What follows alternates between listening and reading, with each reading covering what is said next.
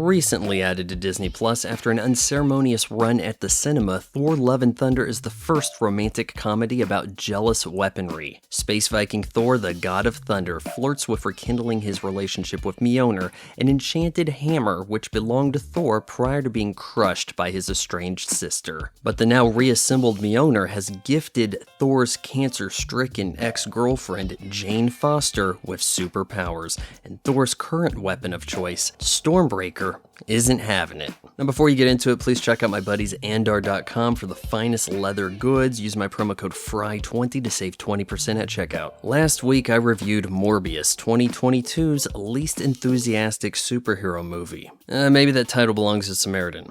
But anyway, Thor: Love and Thunder is the other side of the coin, a cacophony of tonal disconnects, rubber banding between campy, absurdist humor and emotional catharsism. Our movie starts with a pretentious 30-second production logo. Then we're introduced to Gorr, played by Christian Bale, a pious alien on a dying rock. When his starving daughter dies, Gorr seeks an oasis in the desert. There he meets a boastful god, celebrating the defeat of an enemy who just so happened to possess a god-killing blade. When Gorr is mocked, he turns against the god, slaying him with the Necro Sword. Doing so grants Gorr power, as he swears revenge on all gods. Our hero Thor, Chris Hemsworth, is getting back in shape, saving various civilizations with the spacefaring Guardians of the Galaxy. Distress calls go out as Gorr slays numerous gods across the galaxy. Old pal Lady Sif, who was fine as all hell before she lost an arm, warns Thor of Gorr and his intention to attack Asgardian refugees,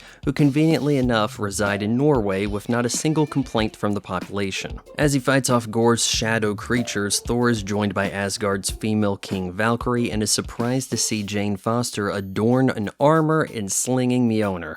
Gorr kidnaps the town's children as bait to lure Thor into a trap, as he'll require the use of Thor's Stormbreaker axe to gain access to Eternity, a being who is said to be capable of granting Gorr's wish to kill all gods. Even though no one has ever reached Eternity to possibly know this information. I enjoyed Thor Ragnarok, and with its warm reception, it shouldn't be surprising that director Taika Waititi returns, though now with a writing credit as well. That movie upped the comedic elements beyond what I think most people expected out of the Thor character, but I don't think anyone foresaw this spelling doom for the franchise in the years to come. There isn't a wasted opportunity to infuse comedy, be it appropriate or not. None of the jokes land, well aside from Stormbreaker's suddenly sentient behavior resulting in side-eyeing Thor for flirting with Mjolnir. Some of the begroaning gags include a pun ice cream shop named for the most tragic event in civilization,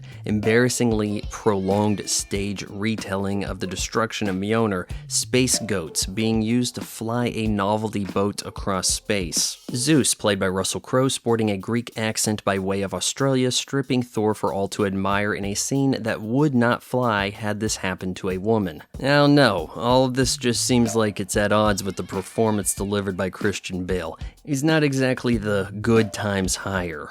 Oh, good for you!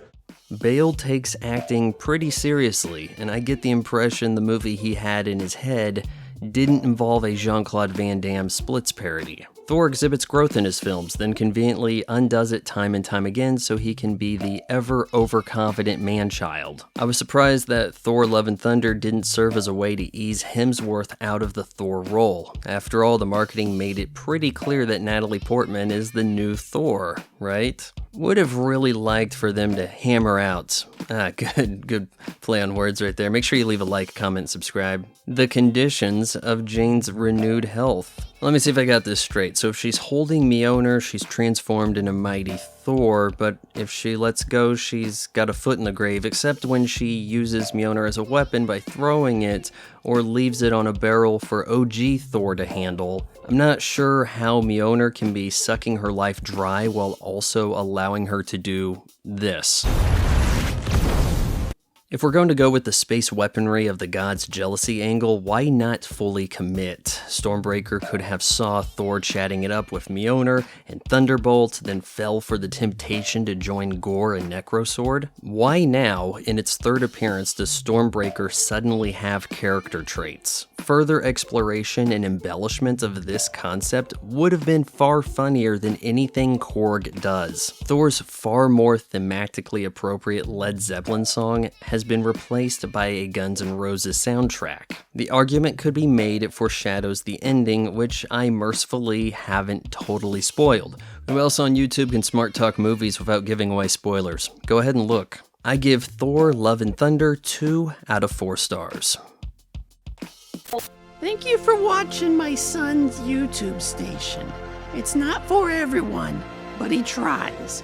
Maybe if you bought some merch below, he'll eventually get good at the YouTubing.